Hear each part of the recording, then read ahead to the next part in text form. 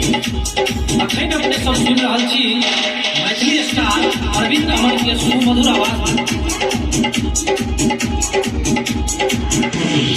आई हो गेलै देखो खुशी के पलियो बीतल कोरोना कालियो नया सोच नया मजा से मनाबू नया सालियो 2020 में एलै कोरोना गलकै घर घर रोना नौकरी चाकरी पढ़ाई लिखाई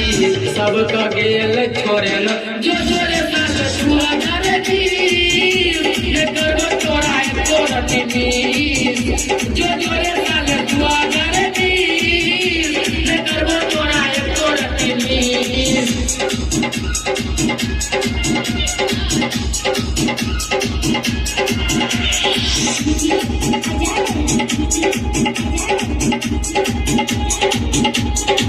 नया साल के सब कियो मिल के दिया लगल बधाई एक दूसर से हाथ मिला के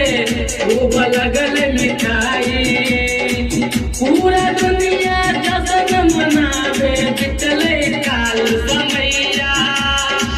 छूट छूट के फैल बीमारी भेल अब सफैया जो जोरे साल 2020 न करबो तोरा तोरा टीवी जो जोरे साल 2020 न करबो तोरा तोरा टीवी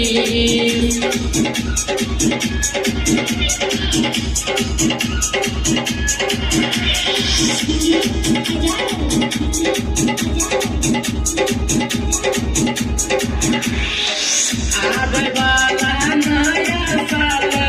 खुशहाल बन के आवे एहन बीमारी नाम कोरोना कहियो नहीं आवे धीरे धीरे आगे लगन हेते नया साल खास अरविंद अमन कहे सबके रखू वहाँ विश्वास जो जोरे साल 2020 न करबो तोरा तोरा टीवी जो जोरे